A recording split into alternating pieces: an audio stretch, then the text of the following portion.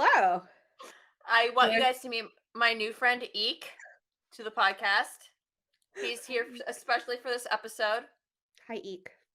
What's that? Today we're going to be talking about killer dolls, mannequins, puppets. Are you sure?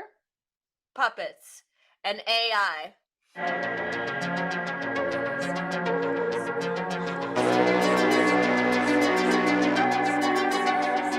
Welcome back to Let Us In Podcast. And Eek said we are going to be covering dolls, toys, AI, puppets, and mannequins.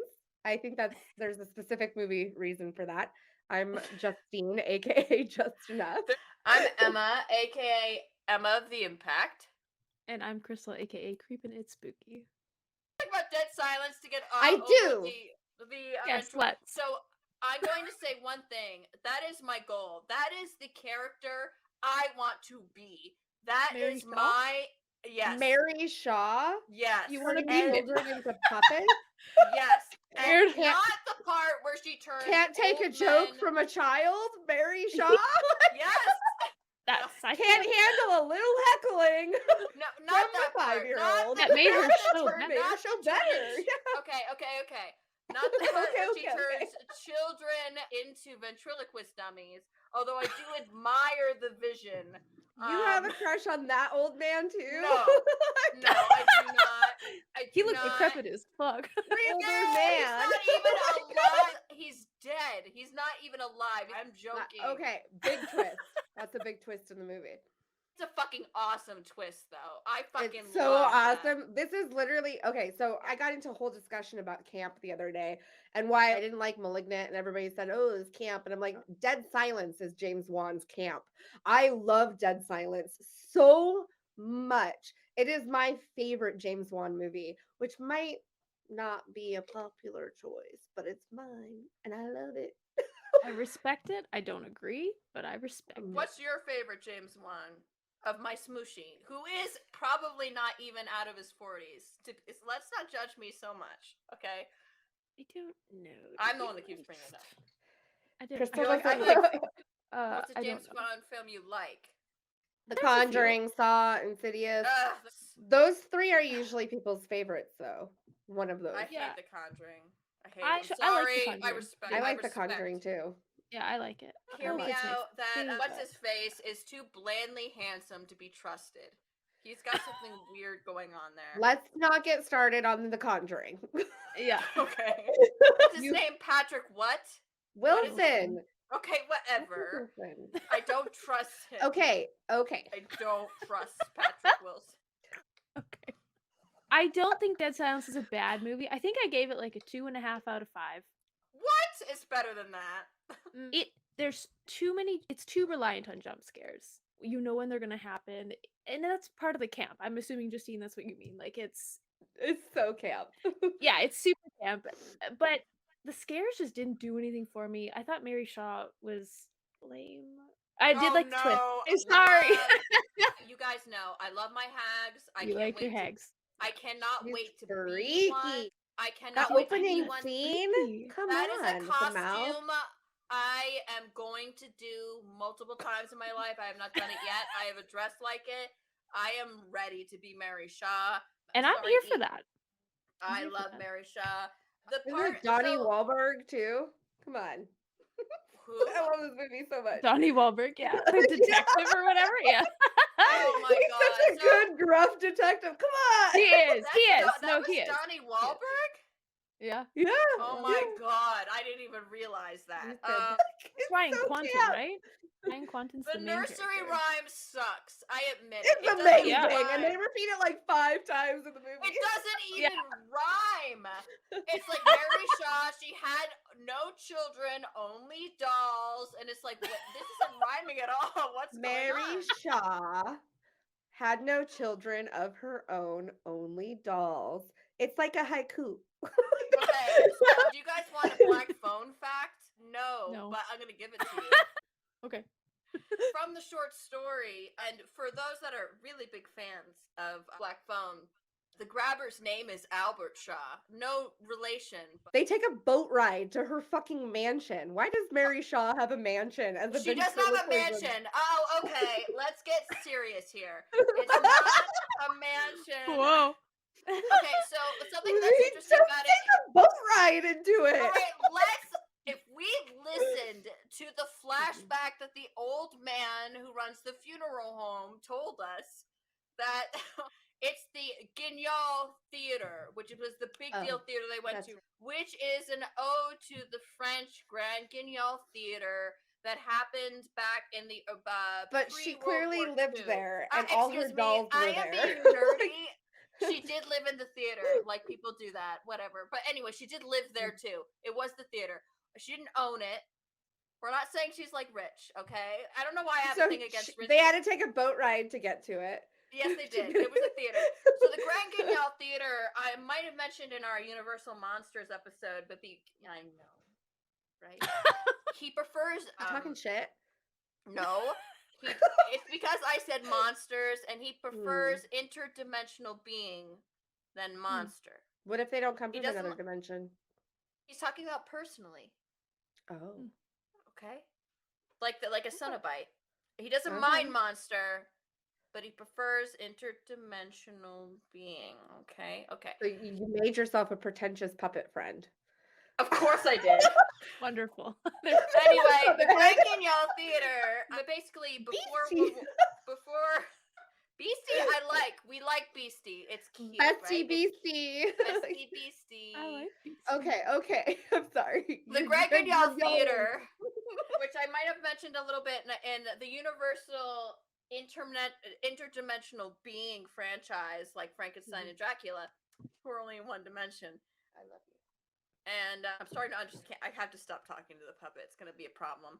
Anyway, Grand Guignol Theater basically was very horror, blood, guts, murders, serial killer stories, messed up stories on the theater that was from France. And when they came over once to the US in New York, before any of the Universal Monsters stories started, before the Cabinet of Dr. Caligari even came over, and the Americans were horrified by it. They had never seen anything like it. So it's an ode to that, is my big tangent. Not even Poe? No. You're just saying you're the one that's bothered by Poe more than me. I'm not bothered by Poe. You're the hater. You're the Poe hater. I remember Stranger Things. Oh, no, that's right. I am the Poe hater. You were the spider hater. I'm sorry. I got confused. I do not hate Edgar Allan Poe I love Edgar Allan Poe. It just gets tiresome that in a lot of modern stories. Wait, I don't hate spiders. You hated the spider being the grand predator thing from Stranger Things. I hate that whole concept. Yes. That is so stupid. Sorry. Okay. We're back on track. Mary Shaw, who is my idol, love her. So she demands to be buried with her dummies. And not just buried with her dummies. Turned into a dummy. Like a true icon. And no family, no reason. This freaking coroner obliges. Like, he doesn't have to, but he did. She was rich. She prepaid for it. But they hated her. She was a child killer. Like, why would they didn't know she was a child killer at that time. They just assumed it. It wasn't only confirmed until present day that she actually did kill that child. Even being assumed of it, Wasn't there like a whole mob thing going on? Isn't that but they didn't know. They just assumed the child that went missing was because of her. So why would they care what she wants in her burial? Yeah. I respected her burial. I love Dead Silence, don't get me wrong, but that is a fucking plot hole. Nobody would do that. Look, but it's so fun. Mary Shaw is an icon, a hero of mine. She turned living people into dolls. I love that. I'm not going to do that in my lifetime. As predictable and cheesy as this movie was, which is also on Tubi, by the way. I didn't expect the puppet man. I did not expect the dad who was in a wheelchair to have been a ventriloquist dummy. Like, we even see the back of him where we see the rod, where he doesn't have a rod. I do have puppets with rods that I bought, though. I can bring them out. Anyway, where the rod turns the head of the puppet. I was super impressed. When it comes to the thematic thing of horror movies, Mary Shaw, which I usually don't like it when it's an old hag, she never had kids, so she had like this thing about it. I usually Damn hate that. censors, man. I usually really hate that, but in this movie, it actually kind of makes sense for the character that she was obsessed with dolls. They don't go into that actress, the whole scene, and the way she looks at the kid. Oh yeah, that and part's she's really like, good. Oh, she's so freaky. And she's, what did she say? She said, yeah, who's the dummy now? Yeah, that's what she said. She's like, who's the dummy now? And he's just, I was like, God, Mary, you cold. Yeah, on top of she was a suspected child killer when they murdered her. Just for the record, even though they were correct in the future. Not just a child killer, but to create the perfect dummy.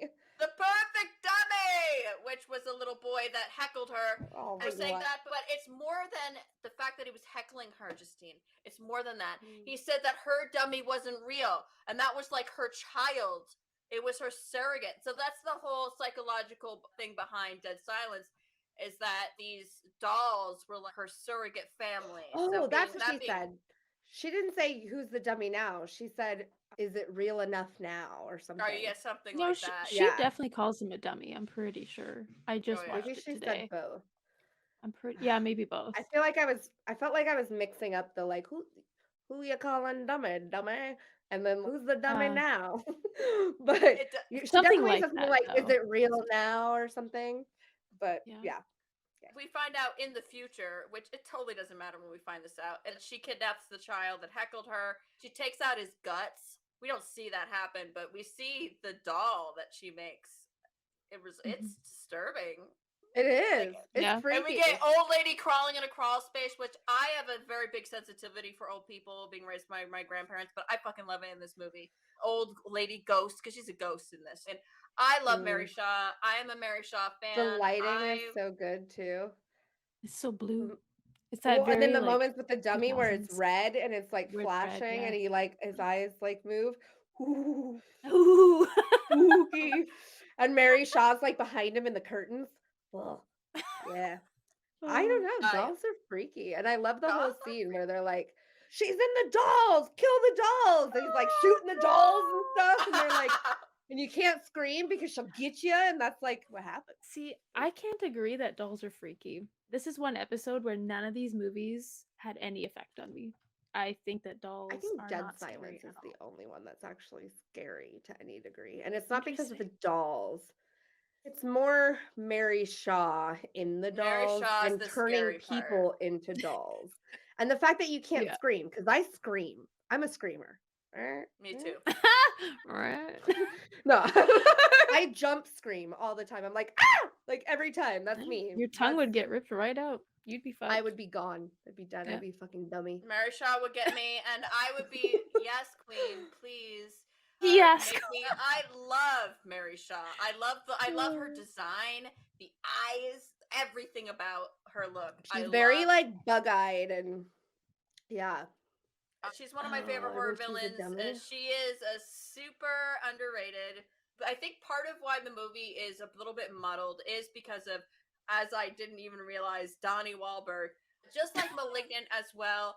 It's always Donnie. It's always a Wahlberg's fault. But he's great. Okay. He was, but Donnie Wahlberg is the most underrated Wahlberg, and honestly, the better actor of the two.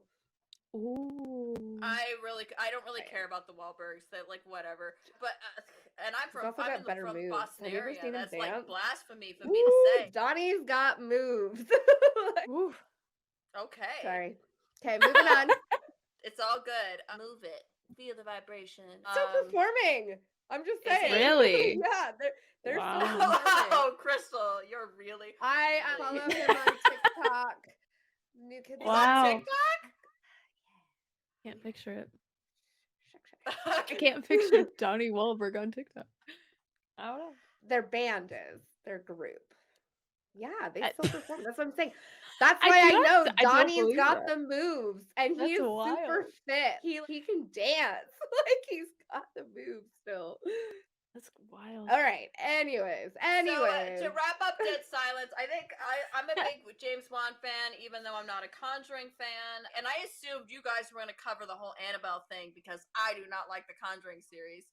That's just big blinks. We don't have to. I figured we'd quickly mention it, probably. Yeah, I'll let Annabelle's you not guys bad. go.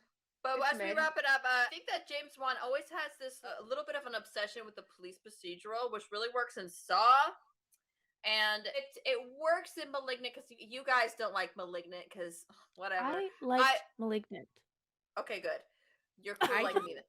I love Malignant, but I do think that it is a little bit there is a little bit too much of police procedural there.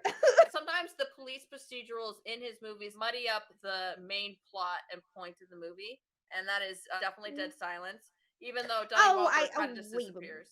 I disagree. Let me disagree a little bit. Just a little bit. Okay. It's kind of pivotal because they think that he killed his girlfriend, his fiance. There could have been another reason to bring him to the town. How do you explain a guy whose fiance is obliterated in his apartment and he blames a fucking dummy? Of course the police are going to be involved. And this guy is on to him. He thinks it's him. So he's like on his ass.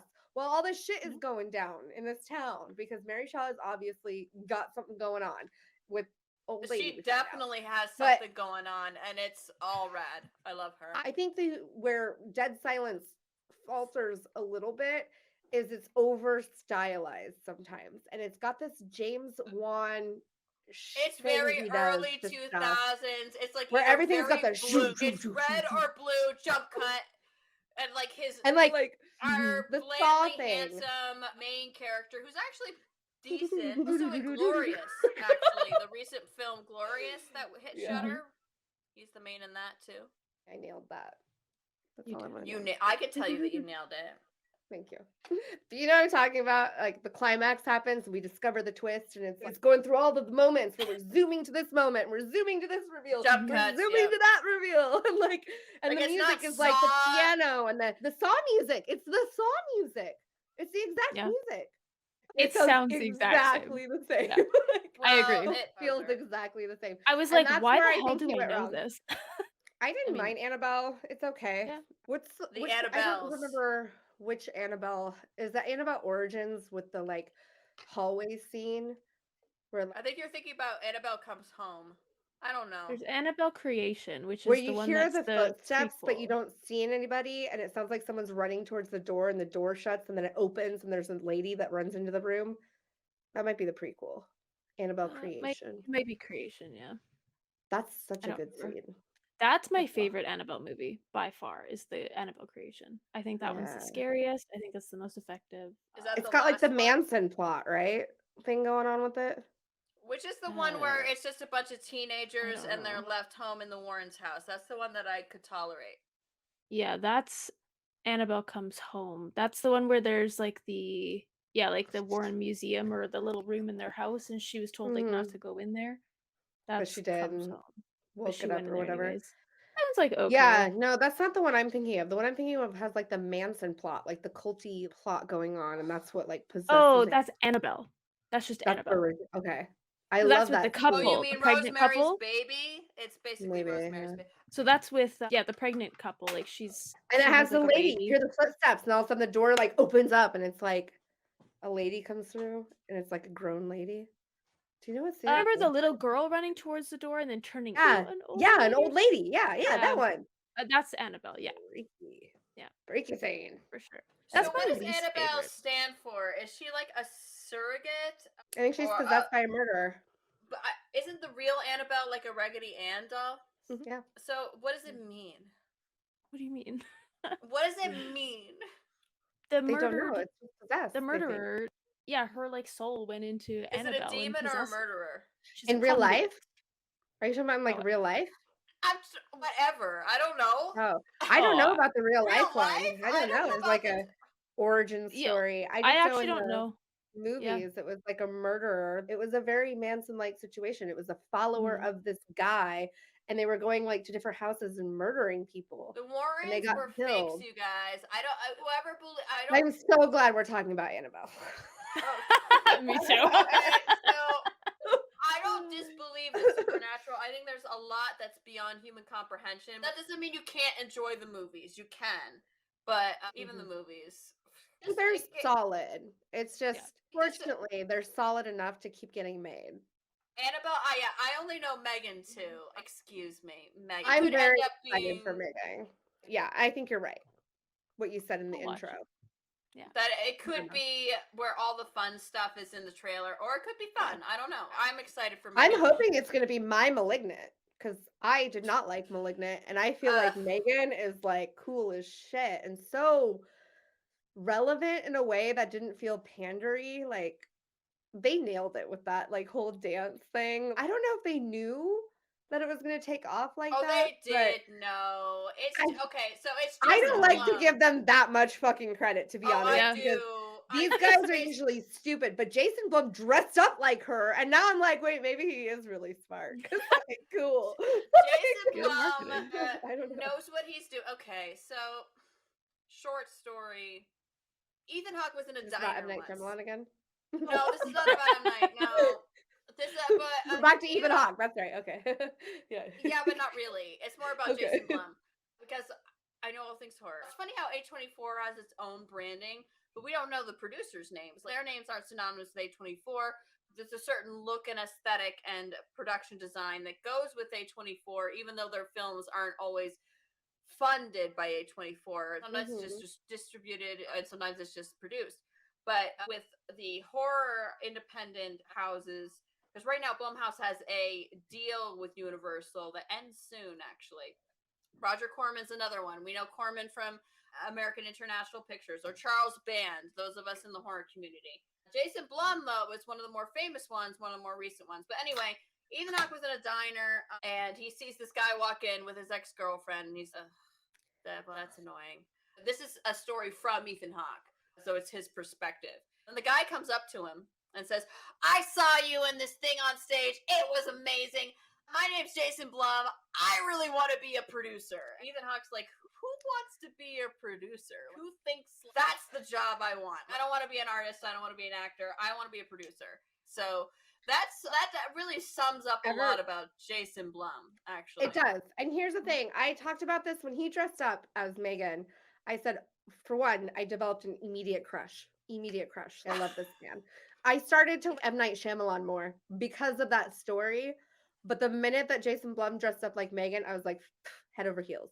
The other story being, I was in a random interview talking about, and in this interview, one of our guests, he's by the way, I had sex with Jason Blum twice. And then at the end of the interview, I went and found this interview, by the way. He talks about sometimes somebody just gives off a beautiful aura, and it doesn't really matter. I'm with that. I'm with it. I believe it. I fucking believe it. That's it. That's all I needed to hear, because the minute he dressed up like Megan, I was like, yep.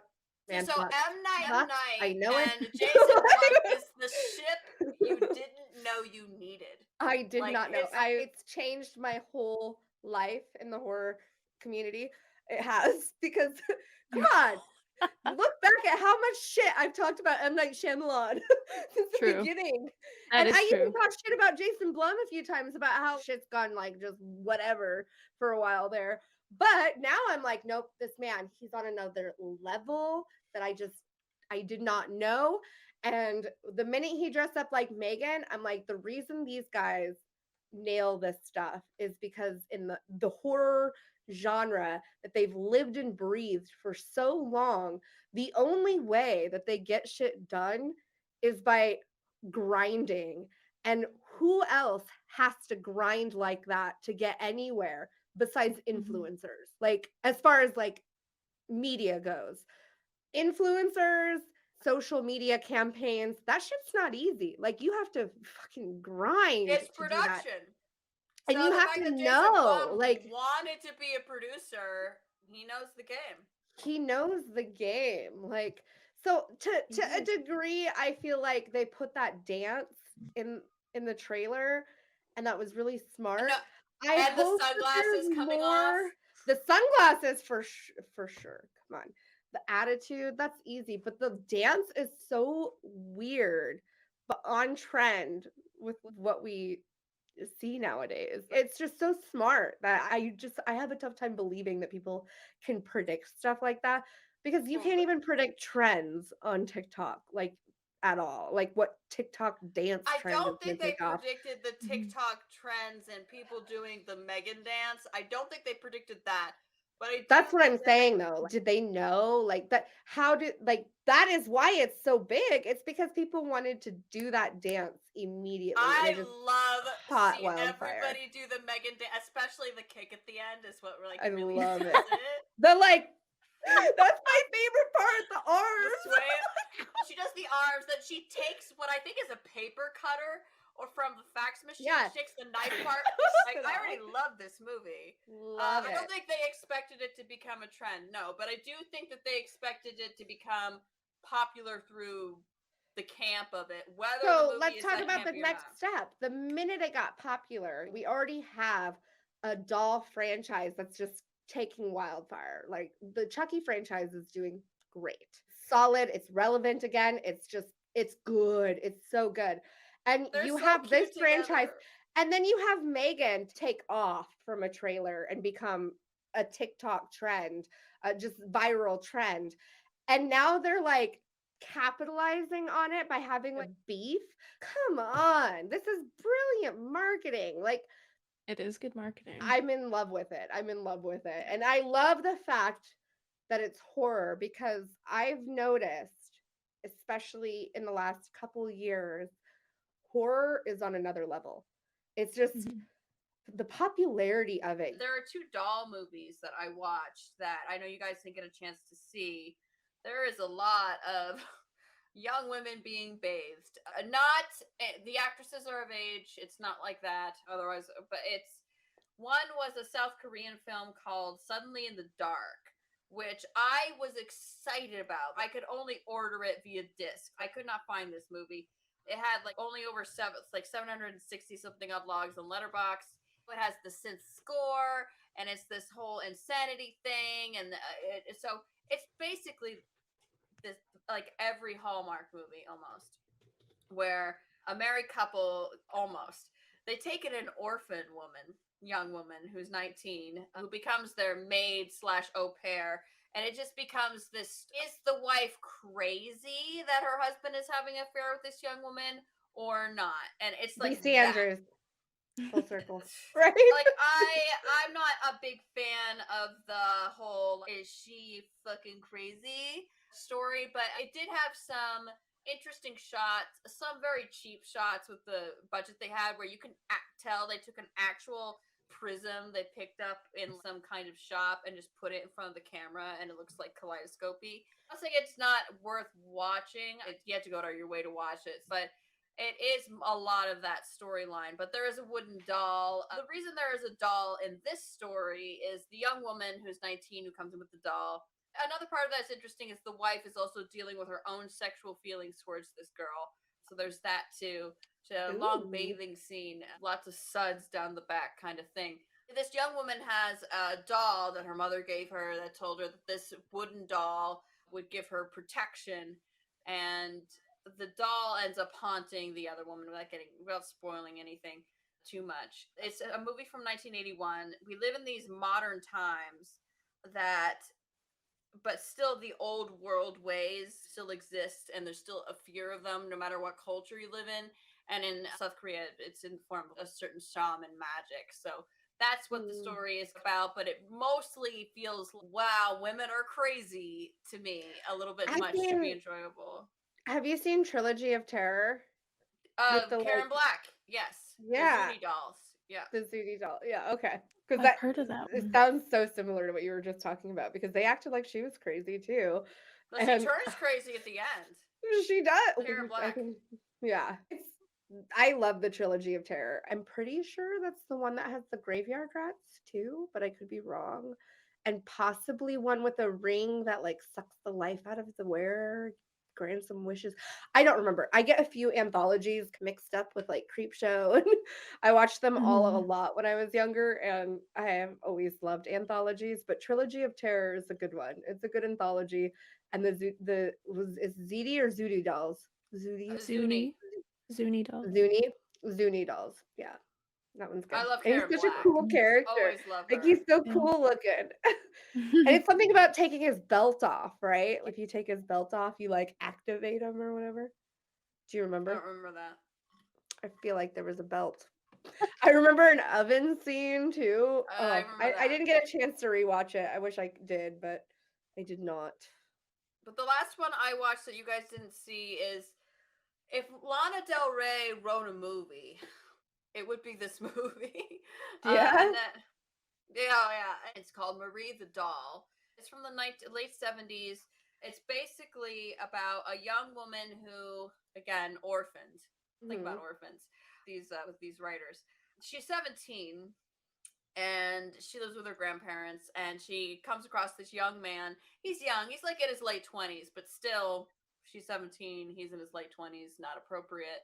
But they get married and he has a doll shop and he's really into dolls, but the whole thing is they don't have sex. What he does, they have this thing and she loves it. They both love it, which would be fine. Again, if she wasn't 17, and also be fine if there wasn't a lot more to it. Obviously, there is. Where he undresses her, washes her, and then puts her to bed. It's like there's no sexual touching, and then he goes to his own room. And that sounds like age play. There's others. There is, but it's more than just the age play that's a problem. It's more than that. Age play is fine as long as it's between consenting adults. But the thing about it is that he doesn't see her as a person. He sees her as an object all of the time. Yeah, it's dollification. Yeah, it's all of the time. It's not just sometimes. It's all the time, every moment of the day. It does have a very sad ending. She does look like a doll in a way, and then there's a lot of dolls in the mansion.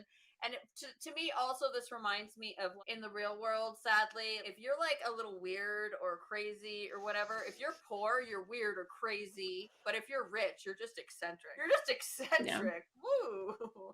So if you're into the whole croquette thing, it does not end well. There is a rape scene at the end. It's like Incident in a Ghostland or whatever. No, more so than that. More so than that. Which one was this again? Marie the Doll. Marie the Doll. I watched it on YouTube because it's not streaming. Gotcha. So if you're into the whole Lana Del Rey croquette thing, which is not a judgment, I listen to Lana Del Rey sometimes. But it's that aesthetic. It's that. But one thing I did like about it is that despite the fact that the way the camera is and everything, that this young woman the actress was 25 playing this role. That the actress is objectified through the lens of the camera, but the negative things that happen to her she's not blamed for it. It's not, oh, this is her fault this happened, or the fact that she's not acting her age or mature enough. It's none of the blame is placed on her at all, which I appreciated. So there is that. So there's that movie. But did you guys get a chance to rewatch The Boy? I did not, but I know it. I've seen it. I know The Boy. I knew you wanted to talk about The Boy.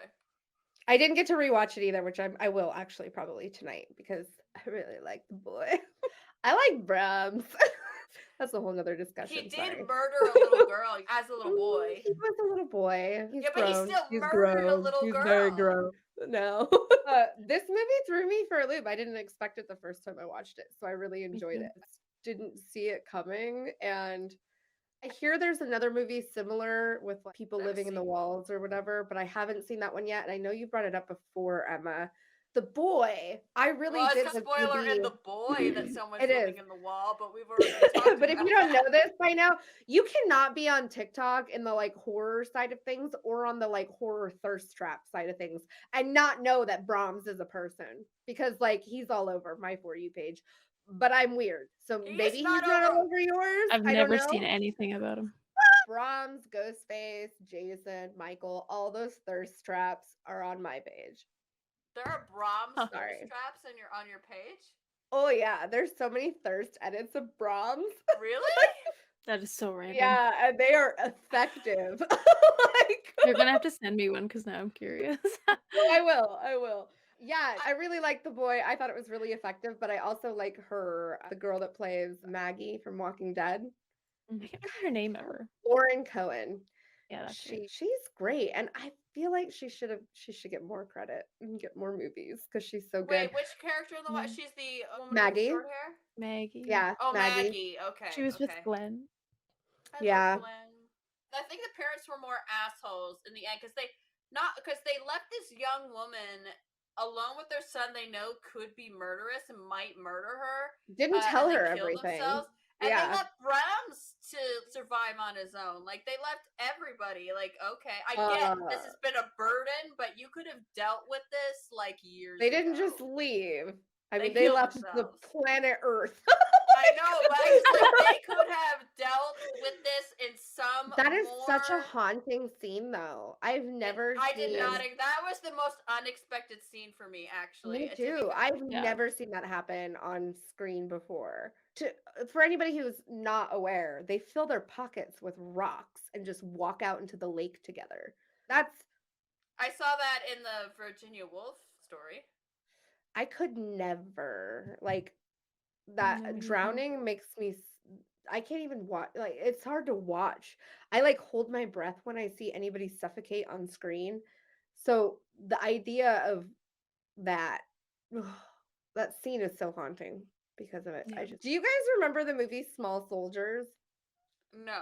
Oh my God. So this movie was like my childhood. I loved this movie so much because do you remember the movie Toys with Robin Williams and Joan Cusack? Yes, that's right. When they had the toy company and they had that And the weird toys, and they MTV weaponized music them video, and stuff. and you think, Yeah. like, who is this movie for? But it's great. It was for me. I loved that movie. That movie and Small Soldiers were my two favorite movies for a long time. I watched them all the time. But What's Small Soldiers, the premise? The premise is this toy company creates these dolls or these toys that are, there's a group of soldiers and a group of Gorgonites. Gorgonites or Gorgonauts? I can't remember exactly. Gorgons? I can't tell you. And they're like this peaceful alien species, and then there's the American soldiers who come in and colonize them and go into battle and they fight and stuff. And it's this really awesome toy. They show this guy this commercial of these toys like busting out of their boxes and stuff. And he's like, can they actually do that? Can they actually talk? And he's like, no, it's just a commercial, but we put a disclaimer down there, so it's okay. He's like, what if they could? What if they could actually do that? So they equip them with microchips. And you find out later that the microchips were actually from the Department of Defense. And if you're not careful, the microchips will actually basically drone out these toys, but it'll be whatever the software is that you put them in. So these American soldier dolls are like all about war. So they basically go to war over these Gorgonites or Gorgons toys that they also have that are just like, we just want to live. And the boy feels bad for them. So he starts to protect the Gorgons. So now the small soldiers are like, humans are evil. They protect their allies with the Gorgons. So they start killing people. Sounds a little And Power it's incredible. And Secret Boss says the early toy version of Avatar. But this what Yeah. this reminds me of That is is so accurate. Oh my God. do you guys remember in Puppet Master 2? I think it was the second one. It might have been the first one. The random scene, there's this a little boy outside during the day with a G.I. Joe or a Ken doll, not sure. The doll is naked, like with its like facing a tree where we just see its butt and that is standing on the ground in the tree, and the kid is whipping the doll and in a sadistic way. I do, because it was very odd. Very it does not connect with any of the movie. And this kid is, I don't know, 6 to 8, and he is whipping this G.I. Joe. But then the puppets, Blade and the puppets kill this little boy. We don't even know who this kid is, like out of nowhere. Yeah, sorry, that reminded me of that. So that's a whole other. Has Kirsten Dunst in it when she was like a teenager. This was probably shortly after Jumanji, and she's fantastic. And at some point, they like kidnap her and they're like holding her hostage. And I'm telling you, if you watch this movie, you'll see exactly why Kirsten Dunst is such an amazing actress, because she fucking nailed it in this movie. She's literally like, please help me, and she's so hopeless. And I'm like, damn, you're acting your ass off for a movie about toys. Nailed it. Yeah, it's really good. They basically weaponize toys on accident, and the Department of Defense has to come and like take them away, and they're classified and stuff. But the Gorgonites are like the good toys, and they stick around. They become like buddies with this kid. But they don't just become buddies. They like make a little boat and they sail off into the sunset down a river. Like, it's so good. It's so do good. they sail off to Mary Shaw's theater and then she gives them a show? Oh, definitely. Oh God. That's gonna be canon now. It's But, oh canon. yeah, Tommy Lee Jones is the voice of the main army guy. And when I tell you, I wish Tommy Lee Jones did way more voice acting because he is so good. You could tell he had so much fun doing the voice acting in this movie. Like a blast. Like he was so great. Speaking of voice acting, I forgot to tell everyone the movie Pin about the anatomically correct model. Penis? Yeah, he has a penis apparently. We don't see it, but it's implied. That crazy movie. So the whole thing is we know the brother's getting this ventriloquism for I feel the like dummy. we definitely covered the penis part. That's not the part I'm covering. Well, In case people in case you forgot that we talked about the penis. I forgot to mention who does the voice for Pin is who? Jonathan Banks, who I know you guys don't watch Breaking Bad, but people in the chat probably do, or Better Call Saul, is Mike, the bounty hunter, the bald guy. He does this very light, airy voice for Pin. You would never guess it. Never guess it. There are people with their jaws on the floor right now. You guys know, but it's Mike.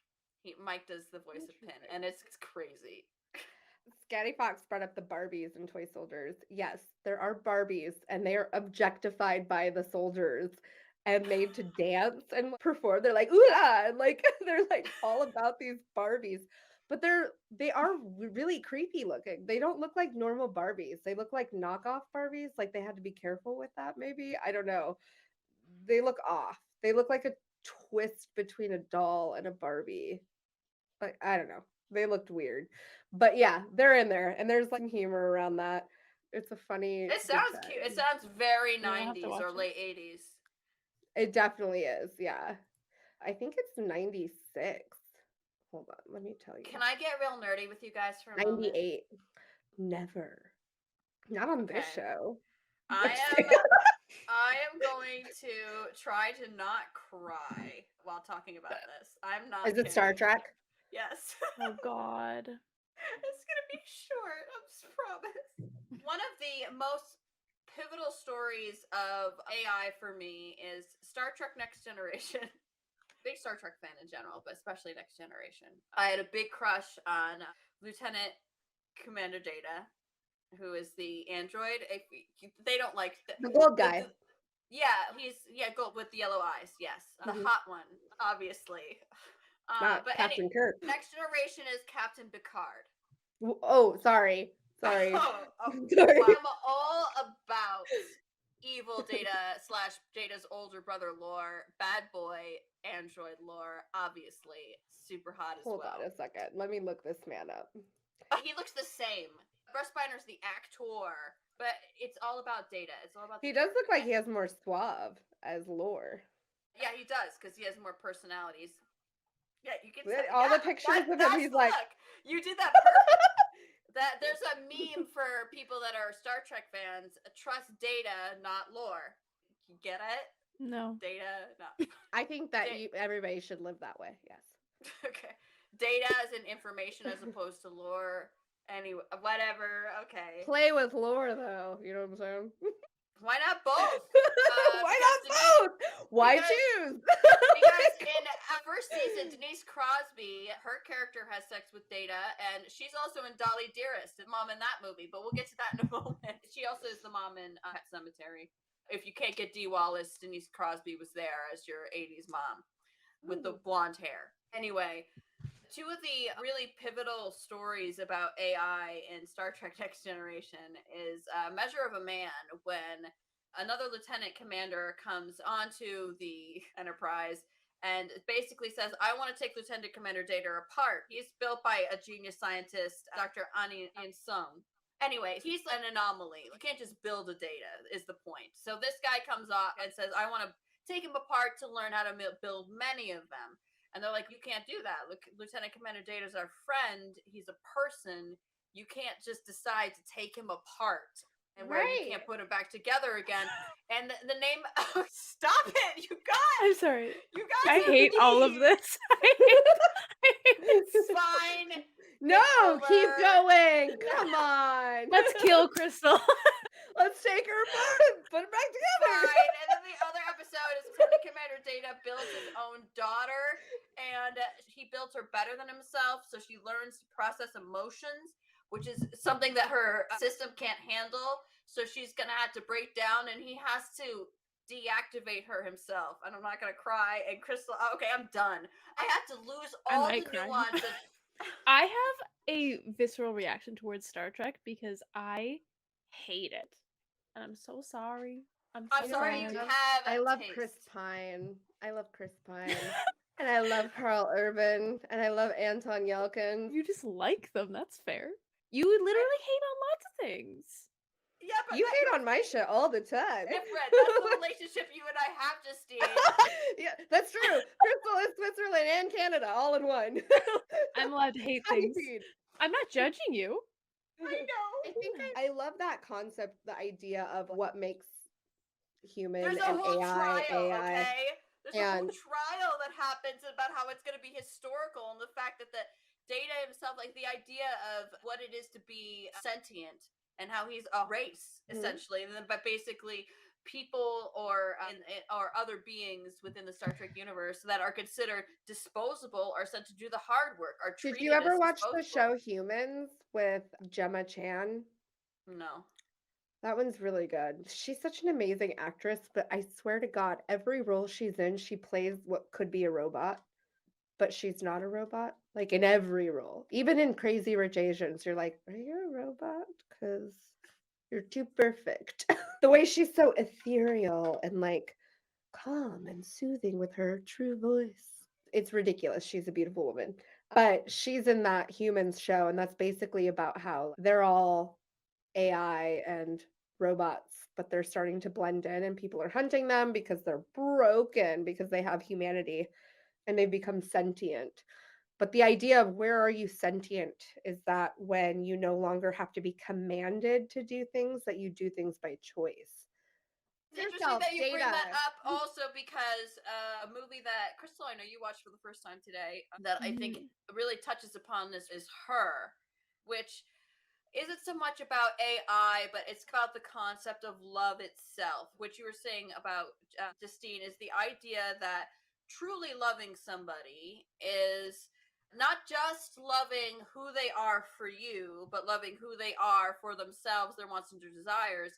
It's the will to love them that way and the will for them to love you back as real people, not as a sentimental love, which is a fantasy, like the idea of a person, or just lust. I think Her touches upon that really well, which I know you don't like the main character, so it's harder for you, Justine. He basically doesn't learn that lesson with his first wife, who he won't let go of, and just has this idealized version of the past, and goes through this with Her, who is an operating system voiced by Scarlett Johansson, and they fall in love, but she evolves past him, but he evolves a little bit too by the end, which you can tell with how they use the shallow depth of field within most of the movie, with how he relates to the rest of the world, and how you have to be a whole person, and it sounds so cheesy, but love yourself and have your own relationship with yourself to the world, and before you can love another person. It doesn't have to be AI. It doesn't have to be a doll or a person that you treat like a doll. It can be just another real person that you don't engage with in a real way, but you don't realize that you're not engaging with them in like an honest way. It's something you learn as you grow older, hopefully. What did you think of Her, Crystal? I liked it, but I was expecting a horror movie. I never told you it was a horror movie. Okay, I said, is there any AI horror that you recommend I watch before tonight's episode? And she said, Her. And I said, great.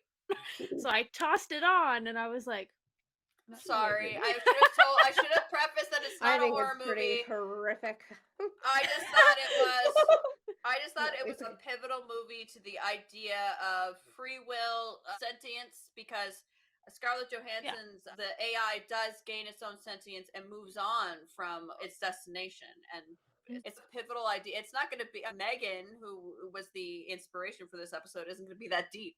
But there is an aspect from the trailer that you could tell that the aunt inherits her niece because the parents die somehow, and that she doesn't feel equipped to be a mother or even an adopted aunt, whatever, to this or to get her through this trauma that she just already had started building Megan. That idea of Megan, she breaks all of the laws of Asimov's robotics. You don't allow it to build itself or fix itself.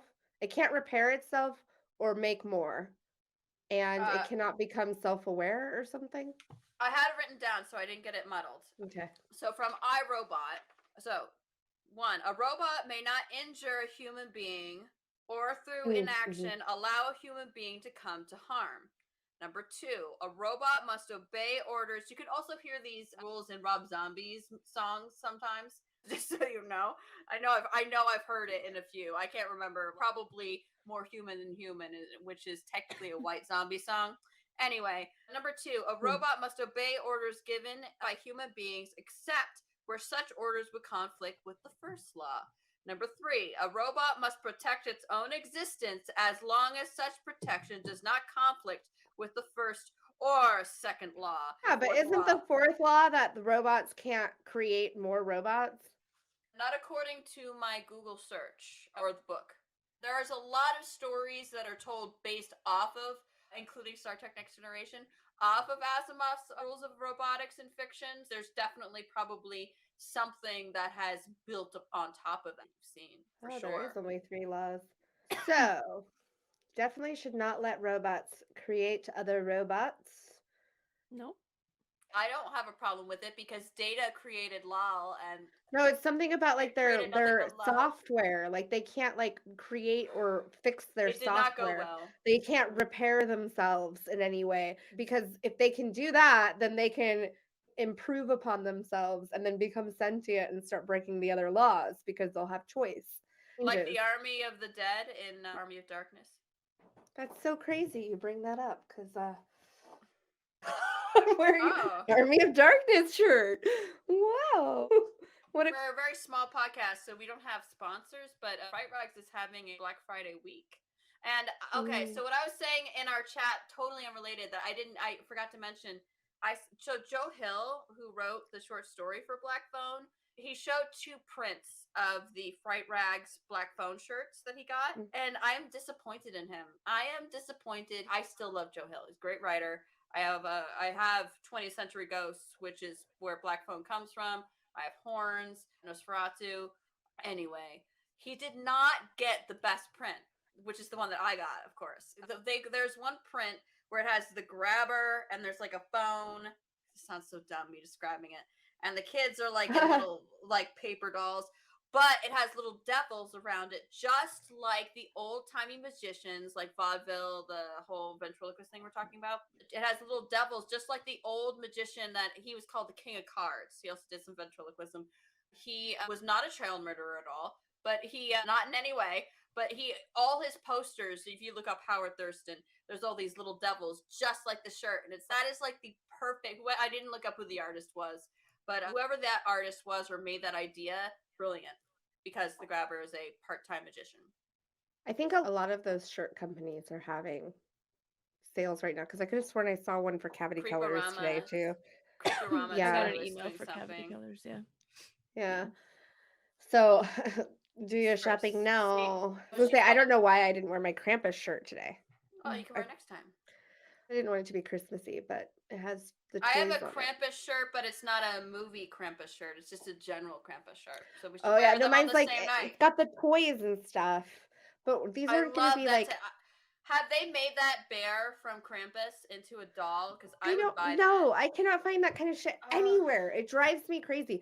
The only thing I can find are killer teddy bear I've ever seen. The best. And the only place that I can find anything close to that is on Etsy. I can find like people have recreated the gingerbread men from it, doing like the one with the candy cane on fire, like jumping. They have one like that. There's one with the cool chain with the hook with it wrapped around one of the gingerbread men with a bite out of his head. There's that one that you can like hang in your fireplace, which I am gonna buy. I'm gonna buy that one. It's like Which also $80. makes me think of another full moon features Ginger Dead Man, which we mentioned a little bit in our holiday Yeah, episode. yeah, in our holiday episode. So go check out I our have a holiday Charles episode. Band signed Ginger Dead Man and Ginger Dead Man too that he gave me for free, which he just gives out stuff for free to everybody. Yeah. So go check out that episode, the holiday episode, and also go check out the Chucky franchise episode because we already covered That's why we're not talking about Chucky tonight, because we did a whole Chucky franchise episode. franchise. It was fantastic. Which is It was a lot of fun. complicated lore to remember exactly what's going on. We cover everything except for season 2, because it was just before season 2. That's great. If you're new here, why don't you hit that follow button? It's right there. If you liked this episode, hit that thumbs up. And don't forget to subscribe. There's a bell icon. Select that so you can get notified of our next episode. We also go live on Twitch. So if you are watching this on YouTube, we filmed it live on Twitch so you can see us in all of our shenanigans, full glory there. Make sure you subscribe there. Use that Amazon Prime sub if you'd like so that you can get it ad-free. If you want to support this podcast, you can join our Patreon. That is also linked below. You get cool access to different parts of the Discord. I'm going to do a movie night soon. Thank you for joining us, Eek. It was a pleasure. Bye, little guy. Until next time. Bye-bye. Bye. It's so cute.